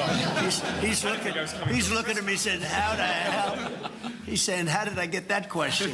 If you'd like to answer, free speech. Sorry, actually I wasn't paying attention, but There seems to be a crackdown. The British government seems to be cracking down on social media posts, people being arrested for tweets, social posts. Just wondering how concerning that is to you, Mr. President, and Mr. Zuckerberg. This is the beginning of your political career. no, it's not. I will just say that in terms of UK, strange things are happening over there. They are cracking down, and surprisingly so. And I've spoken to the Prime Minister, and That is the look of a man, without knowing anything about it, that is the look of a very guilty man. That is the look of a man who's not very happy to be getting that, like you said, not very happy to be getting that question. But hey, he was told that the CIA, or he told somebody, I don't remember who it was, that the CIA was, they were the ones that were telling him to keep quiet. And the Biden administration had pressured him to keep quiet. So he's already acquiesced to censorship, and he's probably acquiescing to the people in Britain about censorship as well. Probably why he doesn't want to answer the question, because he's probably helping them, if I were to guess. Thoughts? What was the question? Did I miss it? Yeah, Britain is cracking down on speech, throwing people in jail because they're commies. They went full commie. So what was the question? What do you think about it, basically? Like, what are your thoughts on Britain No, going to full Mark. commie? Yeah, they're asking Mark, what are your thoughts on Britain going full commie? And he was like, oh, crap. I don't want to answer that question. Oh, Because okay. he's probably helping them go full commie. He's probably giving the police tips. So, at least that's what I was understanding of the situation. And Trump is being a diplomat. I'm not very Almost happy like with Trump here lately. He's speech. been upsetting me, which is why the still no list thing is on the overlay. But There's still no list. there's still no list. None whatsoever. Because our justice system is equal in this country. Unless you're rich. We'll arrest all the poor, we'll arrest all the poor pedophiles, but if you're a pedophile with money, we don't want that economy to crash. Nope. So, equal justice. Justice for all or something. let's see what happens. But it is a little bit different situation. I'm very surprised to see what's happening in. Are you talking about the UK in particular, right? Yeah, I'm very surprised to see what's happening. Sad. It's not a good thing. Yeah, please. So you got to hear about this thing. There's this new air purifier do I out have to there. It's hear about basically it? a mold How killer great that is it? destroys I don't wanna hear pigs about Tell me and how doors great and it makes is. your Is that an entire ad? home safe to breathe in again. can imagine that this topic in terms of the UK has been really hard in terms of that one comedian, a writer, was detained at Heathrow Airport for 3 tweets, right? 3 tweets about transgenders. And that's sad. So when you look at Zuckerberg's body language through the whole exchange, I'm going to play it in slow motion and focus on him. You notice that at some point, Trump even tried to joke and integrate him into the exchange, saying that this is the beginning of your political career. But Trump also made sure to answer it himself. But let's analyze Zuckerberg's body language frame by frame, because this is important in the sense that if you are at a meeting and you have many people around you, it's not usually that only the person who is speaking, the one that you should be looking at their body language. It's also important to see the body language of people around them, or maybe on the other side of the room, which you want to know that they are reacting to the topic, even if they are not talking. So this is interesting from that perspective. So in this case, I can see it's very easy to spot that right at the beginning, when the question had been asked, he's looking at Trump and he's pressing his lips. And pressing the lips is usually an emotional reaction that I usually label as a bit of frustration, a bit of resistance, but it's not usual. You don't just simply press your lips out of nothing. There was this lip pressure, looking at Trump as in, what do I do? You know, that look of, are you going to answer the question? Do I answer the question? And his posture was quite upright. He was not leaning in one way. The neck was straight. So there was some tension in his body. And also his left arm, the elbow was projecting a bit to one side. I guess that his hand was on his thigh, but immediately after, almost immediately after, you notice that he wets his lips. The lizard tongue goes out and says, "Oh, I did not expect that question." He says something, tries to speak in the direction of Trump, and then does that nervous laughter, flicks his jacket. Notice that he flicks his jacket. That's when Trump immediately notices that he is nervous. Oh, the lizard became nervous. And he said, that's when he says, "Oh, this is the beginning of your political career." And he goes again. Zuckerberg goes again for the jacket flick. He was actually nervous. You know how many times we have said that Facebook is a cesspool of attacks against free speech. It's a censorship, full censorship, and there's nothing that you can do about it. I had to return to Facebook just to have a page, an official page in there, so that I could take down all the people who were plagiarizing my videos right away. So, do any of you guys still use Facebook? I really do. don't. Not anymore. I use Glance it. usually. Huh? Yeah. What'd you say, Greg? I said I glance at it occasionally, but yeah, I don't not a see lot. any. Yeah, well, I don't ever see anybody I know. Yeah, I still use it to talk to my dad. So, Like, yeah, I use Messenger, yeah. but it's like, once upon a time, you actually saw what your friends were doing.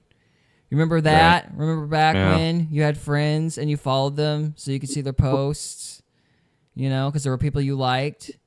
Now you have to pick which ones you want to follow and stuff. It's no different than an address book at this point. Yeah, It's just an address book at this point. I use it when I need to get a hold of somebody, but that's it. Otherwise, I'm going to get Bigfoot videos. I use it. I have a bunch of like Facebook groups that I like to follow that post some interesting stuff. Yeah. That's about it. Yeah, but you probably have to search them out. Do they ever just show up on your feed? Because nothing That's pretty I much all want my ever. feed is because I don't have many friends. Ah. See, I don't ever see anything I want to see on my feed, ever. It's advertisements that have nothing to do with me. Even if they're trying to rig things with the algorithm sucks. It doesn't know what I like. It's like, guys, I don't care about Bigfoot. Why? I know I have this show, and it was our first episode. We talked about Bigfoot, but I don't care about Bigfoot. Why do you keep showing me Bigfoot? And if it's not Bigfoot, it's horrible Indian videos where just random people are making fake haunting videos that are terrible. It's sheets on fishing line and you're supposed to be scared. It's just that over and over again. Talking about the algorithm. So I've got 3 kids in 3 years, and all of my ads are nothing but ED meds. Mine too. I'm like, guys, I'm not worried about that. Why? Like, please stop. I'm good. You're insulting me. Win it. I am offended. I'm not that old yet. Are ED ads the only? Are they the only companies making money that they are advertising now? No, it's What's just going our on? age demographic. They're making a lot. They're like these Everybody's guys are addicted to porn, so they all need it. They're in their 30s. They're looking at porn. Their things aren't working. Let's just feed them a bunch of ED pills. That's all it is. Like, oh my gosh. It's like, guys, you don't know me. Just go away. Just go away. I mean, the thing is like, I'll actually go and shop for stuff. And if, once upon a time, the algorithm was even clever enough to, like, I miss the days back when Facebook was spying on me. That's how bad it is. Like, I would look up a knife or something or whatever, and I'd get knife commercials. Now it's like, ponies, even though I'm looking at refrigerators. It's like, what are you even doing? It's nothing to do with anything. So Now it's just incompetent spying. yeah, it's incompetent spying. It's like, you guys really just want to see me naked, don't you? That's all this is. So anyway, okay, let's watch Zuckerberg again. Unless somebody has any final thoughts. No, Nope. let's keep watching. All right. If you'd like to answer free speech and Trump decides to do it, and notice that Zuckerberg again shows the lizard tongue. He goes for the lizard tongue again. Why are you so nervous? Oh, yes. He keeps flicking it. Does a gesture with. No. It's because he's the modern KGB. He's helping Britain arrest people. That's why he's nervous. And I personally noticed that he's leaning away from Trump, but I don't know if that has anything to do with it. Oh, yeah, it means I need to get away from this guy in this situation because I'm the bad guy and I'm caught. Beta. Beta. Beta. He's the ultimate beta. I thought that jujitsu would fix him. Oh, well. He probably still confides in his mom. Uh-oh. Oh, dear. I'm not going to touch that. Mom Zuckerberg. Now, Mark, you really shouldn't be arresting those British people. Quiet, Mom. I know what I'm doing. I'm going to keep this in slow motion because it's really easy to see. And a third time, he wets his lips a third time. Why? Presses his lips again. Is really nervous. Projects his chin forward in a chin shot. Wets his lips a fourth time still. What is going on with him? And does the jacket flip? You think it's anger? And then he might be angry. That's a good point. What do you think? You think it's... And he's got anger written all over his face. Yeah, huh. So what do you think it's like... And the Bible says, never trust an angry person. Yeah, well, you shouldn't trust me. I'm angry all the time. It's my He's secret. either angry Jesus or said a an angry coward, person. one of the two. Huh, Greg? That he's either angry or he's a little coward. Okay, one at a time. Greg, you first, then Cody, you second, because the lag's making you two talk on top of each other. So, Greg, you first. I said he's either angry or he's a little coward, one of the two, which, I lean towards coward. But Okay. my opinion. Yeah. What do you think, Cody? I think they're one and the same. Anger and cowardice. Yeah. It's interesting. It's like anger and fear are kind of synonymous. You think so? Yeah. Chew on that. I mean, it's in Star Wars. Fear leads to anger. I can see one leading to one. Yeah, I can see one leading to the other. Yeah. Okay. Yeah. But he's oh shoot, I forgot. I don't know. He's a very guilty man. He's scared because he's getting called Oh. out. I said Jesus said that an angry person is a murderer. Yeah, if you're So angry you gotta without a watch cause. But you see, that's why the King James is important and all the others are crap. Because it makes that... The King James is the only one that has that qualifier, and it's an important qualifier. So, but there's no major changes in the Bible with those other translations. It's all fine. Anyway. The Sinaiticus is good. Yeah. I didn't hear you, Greg. What'd you say? I said the Sinaiticus is good. Yeah, it's great. It's great. Who's Simonides? I don't know who he is. Shut up.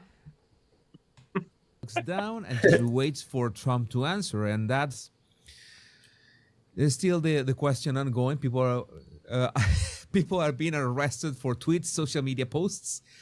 Zuckerberg wets his lips for the 5th time. He's really nervous. He's really triggered. This is amazing to see. He presses his lips again. Oh my God. Let Trump answer this. I don't want to answer because he was going to be cornered into next week. Just wondering how concerning. Let me see. His body language. I could say maybe here. Okay, this is when Trump says, this is the beginning of your political career, to, add some levity to the moment. He flicks his jacket once again. He presses his lips once again. He wets his lips a 6th time. What is this? Even if he's not answering, even if Trump is the one doing the answering, he begins to do this micro caressing here with his hand. You notice it? Back and forth, not only flicking the jacket, but he's telling himself it's okay. It's okay, Mark. It's okay. It's all going to be all right. Like that micro caress in him, trying to soothe himself, really nervous. You think that this is a comfortable posture? Make sure to do the same. Try to do the same. Try to mimic the lizard's posture in here. No, it's not a nice posture. I don't know if he has. He's so funny. If he wet his lips again, I think not. He looks quite tense.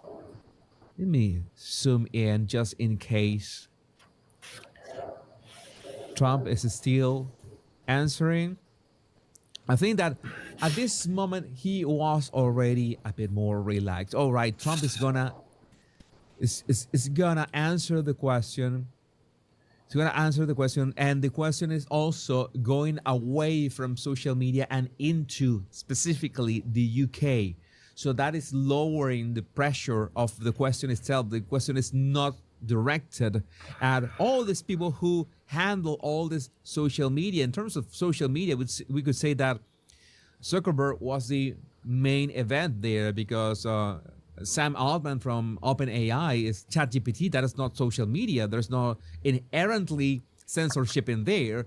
Or Google, we could say more or less. Who else was there?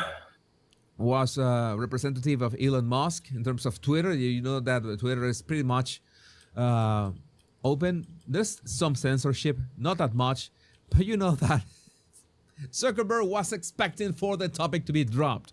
And this is the evolution. This is the evolution from being absolutely terrified at the beginning and wetting his lips 6 times in total, all those jacket flicks, all those nervous looks onto Trump, that very straight posture, his neck being tense. Maybe he tried to relax a bit, still trying to the jacket flick over and over again. And then when Trump realized, I have to answer this, and let's try to make our guests comfortable. Zuckerberg is feeling comfortable. Remember that Trump is a guy who is, his expertise of decades is making deals. And making deals is about measuring people, being able to read their body language. Notice that if they are willing to make a deal at the moment, or maybe the deal is going to be afterwards. But reading body language is fundamental for that. So he must have noticed instantly that Zuckerberg was afraid of the question, and he said, okay, I'm going to save his R's this time. All right, I'm going to leave it be. There's another minute to go. If you want to watch the whole thing, it is the Body Language Guy. Body language analysis of Mark Zuckerberg squirming with free speech question. One more time. Body language analysis of Mark Zuckerberg squirming with free speech question. And I don't know how to read all caps. So It's amazing how he can take 30 seconds of a video and come up with all that. can I be the Debbie Downer? Uh-oh. Why is Trump associating with that slime ball? Elon Musk has mental problems, but the lizard is perfectly acceptable company. I think he's going along with the saying, keep your enemies closer. I would agree with Trevor. You think that's what it is? I don't know. That needs to be balanced with, be careful who your friends are. You know? All right. I don't know that the Zuck has enough courage to actually do anything against Trump. He's got enough courage to stab him in the back. He's barely got enough courage to sit next to him. I guarantee you Zuckerberg is in part responsible for the arrests. They have to give that information to the MI6 who gives it to the police. They're working with law enforcement. That's what Twitter files showed, is that the intel agencies and the law they have to. Mm-hmm. Yeah, the intel agencies and law enforcement, they are putting pressure on these social media agencies, and he's made the call to work with them. Elon Musk didn't, which is why he's not allowed in France, and why he wasn't allowed in Brazil for a while, because he wouldn't make those deals. Zuckerberg hasn't had such problems because he's made those deals. Yeah. So, yeah. Somebody gonna say something? I mean, Zuckerberg just seems like a scared little girl. I mean, I don't know that I would say he has the courage to stab Trump in the back, because I don't think he has the courage to do anything. It depends on who he's more scared of. Yeah. Is he scared of Klaus Schwab? Or is he scared of old Trump? So I don't know. I'm just not. I don't know why I don't know why Trump is associating with this guy. I mean, yeah, maybe it's an enemies thing, but I don't know. Trump does these things where it's on the one hand, he'll let Bobby Kennedy ban the RNA stuff, and then on the other hand, he's saying we're going to use RNA for research to cure cancer because some billionaire type made a deal or whatever. It's just he does this thing where he plays both sides, and maybe that's 4D chess and wielding and dealing. I don't know, but it could have also just been poor party planning. Poor party planning, yeah. A person who sat at the table and was like, "Oh, I'm going to put Mark Zuckerberg next to Trump." You'd think they would correct that, but he's had an issue with that before, too. It's kind of becoming a little bit of a pattern. No, this stuff's all pre-scripted, man. They know what they're doing. Well, remember when Melania was sat next to Bill Gates, who was Epstein's buddy, right after the list debacle? Remember that? They intentionally put those two side by side. Yeah. That was deliberate, because they had those two in the center of the frame, and those two had no business being together. I was like, why did they do that? It's just weird. It's he's intentionally surrounding himself with nefarious people. I don't know why. I mean, you could argue that Jesus did that. He beat the Pharisees with whips. I don't know if he's surrounding himself. These guys are the Pharisees. They ain't the prostitutes. Well, fair enough. Yeah. We're not talking about the derelicts of society. We're talking about the priestly class here. Only they're demons. So, filled with parasites. Would you? I would be right back. Would you include Netanyahu in that list? No. Oh, really? No, I don't know anything about Netanyahu. If he's a scoundrel, I don't know why. But I'm glad you brought that up, because I'm getting a little pissed off about this Jew thing. I'm getting tired of it, man. It's not you saying it. It's Jones and Tucker Carlson and all these guys. It's starting to get under my skin. Because I tried to be nice. I was like, okay, we disagree on that. I'm going to let it go. But they've been screaming about it for months. Months and months and months and months. The war on Gaza is horrible, blah, blah, blah.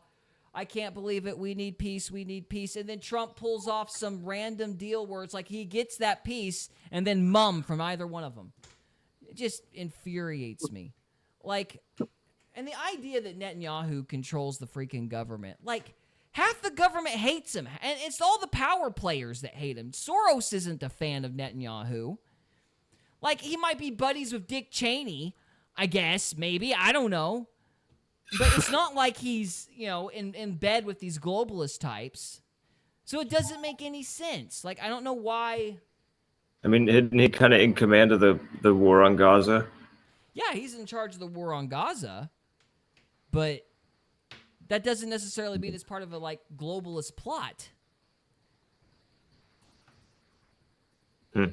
I think a lot of it is they're mad that they think the Palestinians ought to get their own state, and they don't want to say it because most conservatives don't think that. That's what I think it boils down to. I just don't think we should murder them. That's all I think. The Gaza... There is a big difference, and this is another frustration of me. There is a big difference between bombing a hospital because there is a military camp under it, and these people bombing a bus while women and children are on their way to work. Like, this has been the problem with Gaza and the Palestinians for 40 years. They sit there, they sucker punch people, they kill random women and children in a sucker punch in Israel, and then they go hide behind their own people trying to bait Israel to do the same thing. And then when Israel finally does, they sit there and scream that they're the ones getting genocided when they've been doing the exact same thing to Israel for ever since I started following the news, which was like the bombing of the USS Cole. It's been the same crap over and over and over again. They sit there, they do these awful attacks on random innocent people, and then they go hide behind their women and children, and they're sick underground, and go, come on, hit us, hit us. And then the second Israel does, they want to start crying about it. I'm sorry, there's a difference between collateral damage in war, which is bad, but there's a difference between that and then just straight up murder. And that just, it just frustrates me. I'm like, what? Yeah, I would love to find a solution where the people in Gaza didn't go through what they went through. I would love to find that solution. I don't know what it is, and I'll tell you what it is. The solution is not voting Hamas as their governing body. Yeah, that's true. Yeah, that's the solution. They did this. That's a fair point. That's a fair point. But even if you didn't want to, spill blood, you need another plan. Because the one thing that isn't acceptable is the Jewish people being expected to continue to put up with that.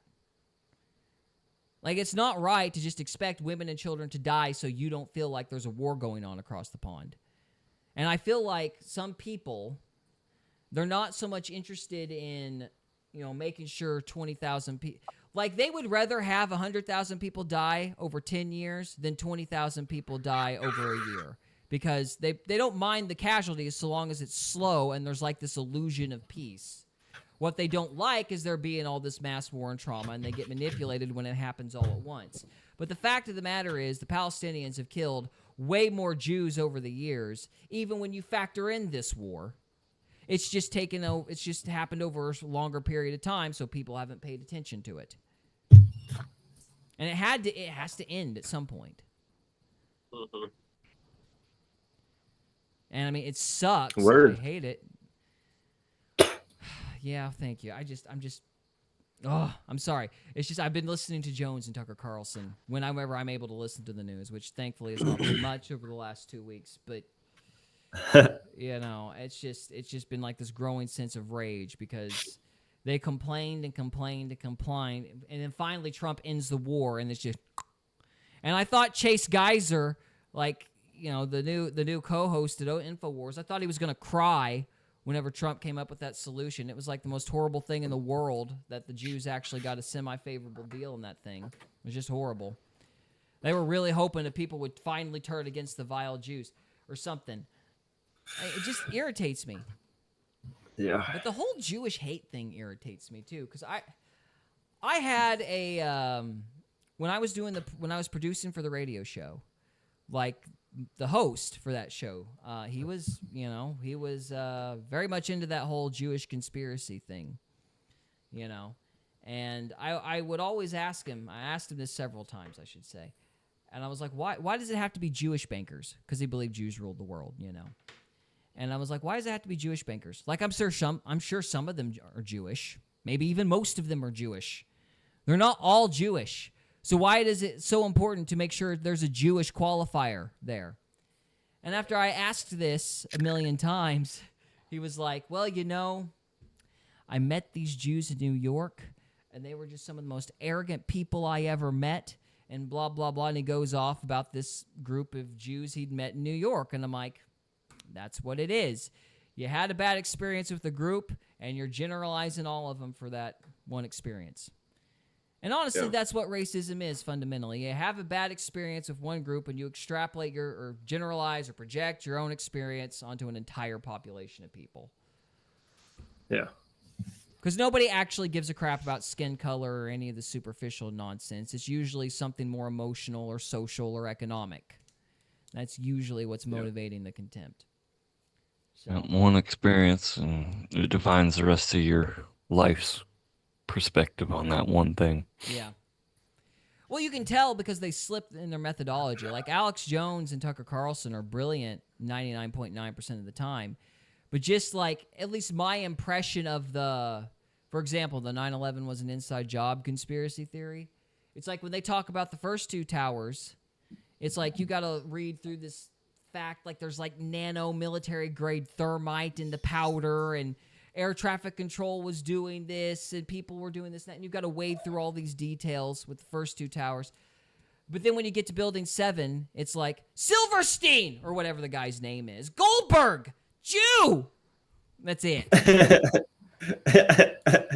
They're like, oh, it's all coming together. I guess him, Netanyahu, and Dick Cheney had coffee at a Starbucks the day before. I don't know. It's just ridiculous. Yeah. So I'm just getting tired of it. I'm just tired of it. I went through a season of it. Yeah. That like anger towards them. But I kind of I started thinking about it real hard because it was bothering me. And when you're told you're God's chosen person, like you're in that group, you're told that. Yeah. And it makes you feel like the most specialist boy in the whole wide world. And you feel like everybody owes you something. I kind of empathize them, I get it. Well, I think if you listen to some of the media regarding them, there's a little bit of bitterness about being persecuted all the time because they're the chosen people. Like from a lot of their perspective, from what I understand. Yeah. It's but they get addicted to that feeling of being like when somebody's jealous of something you have, like that feels good in a way, but it's like bad,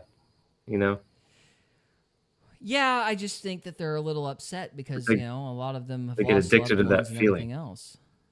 All right, guys, I gotta step away for a second. I'll be right back. All right, sounds good, man. So, I mean, but even so, they're not running the world. That's the bottom line. Like, as far as, and from a farming perspective, I think they ought to have that land. Like, if I understand George Gilder's book correctly, they came in there in the Jewish, area, Jerusalem, about 1870.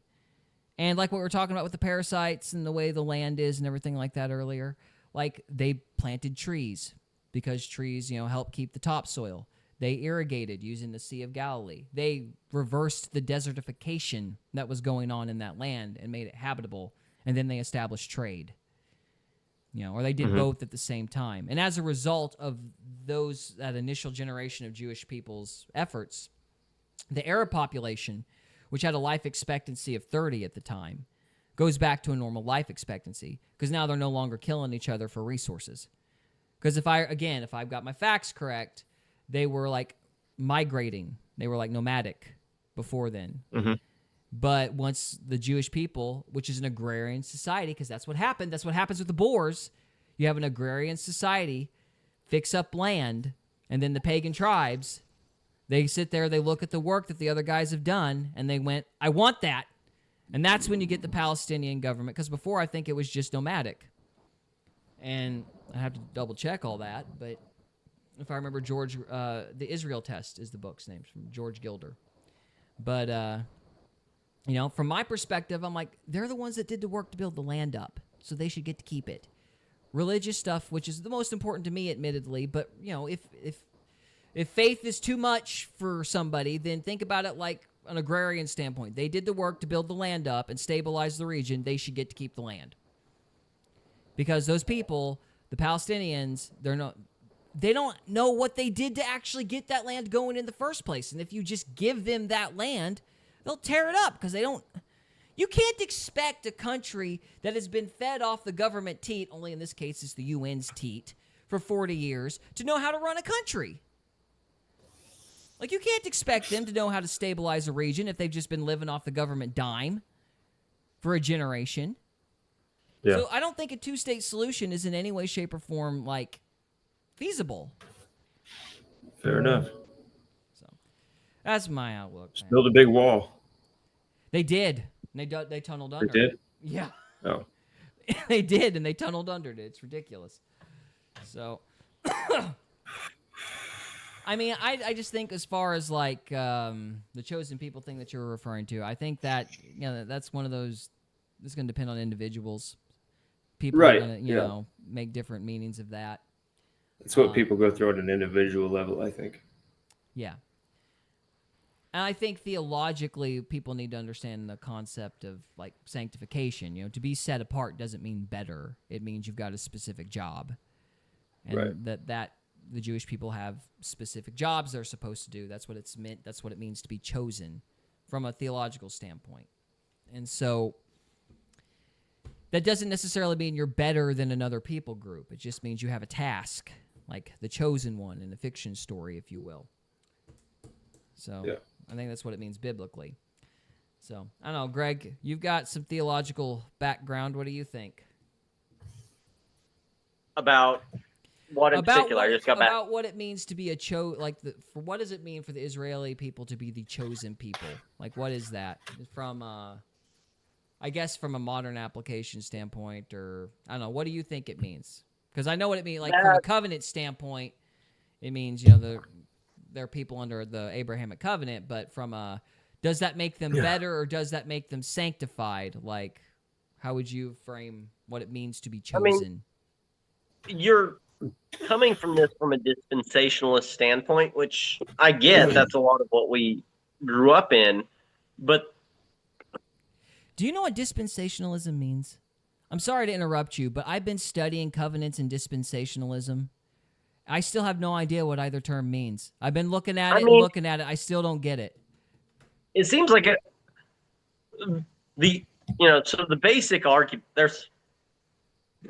this would have to go on for hours or something to really discuss dispensationalism. But, there's two basic camps that people look at in times and see Israel as a nation fulfilling these certain covenants. And there's the other side is or what they consider themselves the Reformed camp. I don't remember what term they use to call themselves. Covenant theology, I think. Okay. Where they think the church has replaced Israel as in times theology. So it's whether you think Israel has a part to play or whether you think Israel is done and the church has replaced Israel.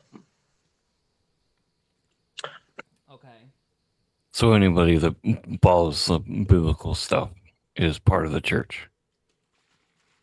Well, I think from my perspective, I don't know what camp this leads me in. I'm the Levitical covenant's been completed. The Abrahamic covenant's still in effect. The Noahic covenant's still in effect. The curse of the earth is still... there's different types of covenants. There's conditional and unconditional covenants.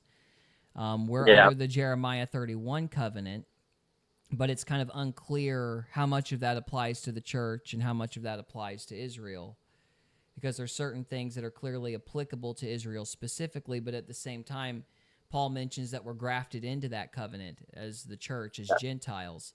So it's kind of I I think it's contingent upon whether or not the Jewish people return to Christ as to how that exact covenant manifests, from what I understand. Yeah. I mean, there's a lot to discuss there. Like, there's... Yeah. Yeah, we could spend days tearing it in pieces, going over it. Yeah, well, maybe we'll have to sometime, because I got my toe wet, and I listened to the covenant theology people, and I listened to the dispensationalist people, and I was like, I still don't know what any of this means, and I don't know how these two ideas conflict. It's like, yes, we're part of the, like, we're part of the Jewish covenant, but that doesn't mean we've replaced them. I mean, why? I don't know why you would say, because the covenant Christ was referring to was the Levitical covenant. Like, he was completing the law. That doesn't mean the Abrahamic covenant isn't still in play. Yeah. Like, it doesn't make any sense to assume that it would be gone. When you get real deep into theology, a lot of these arguments seem to, I don't know. They seem It's pedantic. like, why are we... Yeah, pedantic. It's a good word. Why are we fighting about this? Yeah. Yeah, exactly. That's kind of where I'm at. Maybe we should read it and take a deep dive on it. Yeah, we could. I mean, I've tried, but I've just walked away going, I think these build on top of each other. I think the covenants are, like, you can't really understand a lot of what's going on in the Bible without understanding the covenants. Like, that's pretty foundational. And yes, the church has replaced the Jewish people in terms of, like, the Jeremiah 31 covenant, like, right now. But that doesn't mean it's always going to be the case, and that's kind of what Paul leaves it open-ended for. He's hoping that they'll come back. But as of right now, it's like Jacob whom we've loved, Esau whom we've hated. Like, because we've accepted Christ, whereas they rejected him. It's like we've been grafted in. So that's the way it is right now. But Paul makes it very clear that it's not always going to be that way. But anyway, I'm rambling. But it's important because, like, you can't understand a lot of the terminology unless you understand the covenant. Like sons of God, for example. That's covenant theology, like that's covenant nomenclature, because it's not that we're being elevated to semi-deity status or something. It's Christ is God, and we are his sons because of that unconditional covenant, in the same way that the children of Abraham are the children of Abraham because of what Abraham did and that covenant that was established with him.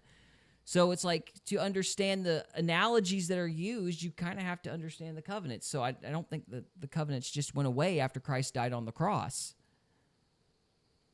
So, or am I just talking in circles now? No, they're still there. The covenants are circles. What? What? Don't hurt my brain anymore, because I might have talked myself in a circle. I'm not sure. I just kind of keep going, and then the oxygen leaves, and I just try to finish the sentence. So, it's all about the blood. That's all I know. Yeah. I have one thought, but you're not gonna like it. Go for it. It's the end of the night. Let's just end it on a bang. It's not about the Trinity, is it? Sort of. So you said Christ is like your father. That's how you view it? No, Christ is God. No, I'm making compare. It's like, no, I'm not saying. I know, but like your personal walk, is Christ like a father figure to you? In my personal walk? Yeah. Strictly speaking, I suppose he'd have to be. I would view Christ as king. Yeah, he's king. He's Lord. He's Yeah, he's above us. Yeah, he's the primary authority in our lives. Right. I don't know. I just like I've always viewed him as a brother. My wife views it that way too. As a brother? Yeah. I mean, I think because like he wrong. talks about the father, Uh-huh. Yeah. So yeah, I don't know. I pray to the Father. I think relationally, he feels like a brother to me. Yeah. Okay. I was just curious. No, I think my point is, like, the way that an unconditional covenant works is I'm drawing, like, you have to understand the covenants to understand the nomenclature. I use that word all the time. But, sons of God, like, for example, the Mormons will take that to mean, like, we're all going to be, like, we have the potential of being semi-divine. Deified. Deified, Yeah. yeah. in the future, because they're taking the phrase "sons of God" and they're elevating it. You know, they're elevating the man with it when it's really the opposite. What's actually happening is Paul, or whoever's using that terminology, is calling Christ God, and we are his sons in the same way that the Jewish people are the children of Abraham. Because in an unconditional covenant, there is a group of people that benefit from the actions of a righteous man. Yeah. You know what I mean? So I think we've talked about all that before. So Yeah. Have we ever drawn comparisons between Abraham and Christ? I'm sorry, say that again? Have we ever drawn comparisons between Abraham and Christ? I don't think we've drawn comparisons of Abraham. What would that look like? I don't know. Is there any? I don't think so. Not that I know of. There's in Hebrews, Christ is called the priest after the order of Melchizedek, which ties Abraham's interaction with Melchizedek to what Christ did on the cross. And so that's the connecting line between those two covenants. There's been some people that have theorized the same representative body. Yeah, like some people have theorized that Melchizedek is actually Christ. I don't know if that's true, but some people have theorized that because he's known as the Prince of Peace. At the very least, he's an image of Christ. Huh? Yeah, at the very least, he's an image of Christ. In terms of being both a priest and a king. Yeah. Yeah. But it's that. But it's also important to note that it's that reaction immediately following that interaction with Melchizedek. That's when God makes his unconditional covenant with the Jewish people. Like he establishes the idea of a nation of people that are the children of Abraham. Like that covenant of offspring, I guess you would say, immediately follows that chapter regarding Melchizedek. So there's the author of Hebrews is drawing a parallel between the Abrahamic covenant, and he's doing that to make Christ's covenant like different from the Levitical covenant. Like he's distinguishing the two. So that's what's going on there. If that makes any sense. So Word. I don't know, Greg, you got any thoughts? Not really. What?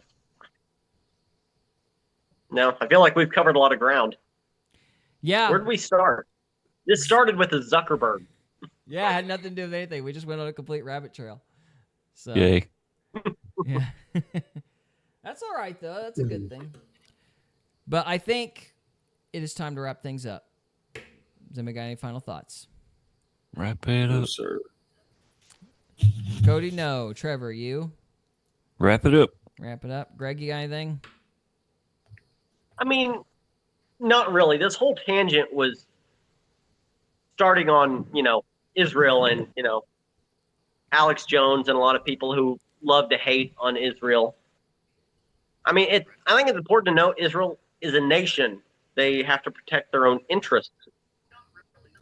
So a war between Gaza, they're protecting themselves. Yeah. I don't think you can look at that and say,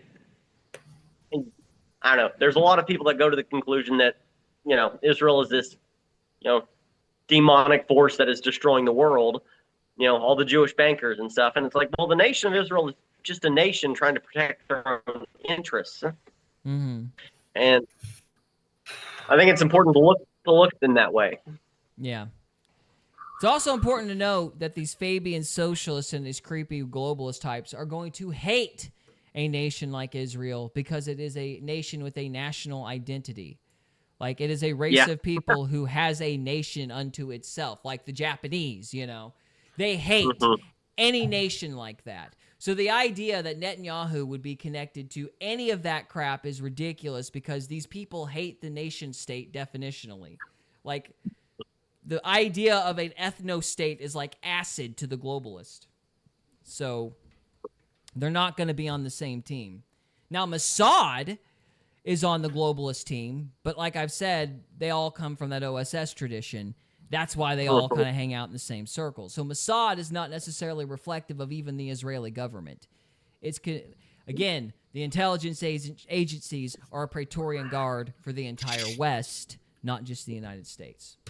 But anyway. Yeah. Okay. All right, guys. We're going to wrap it up. So, guys, thank you so much for watching, and we will see you next time. Thank you. Dunk.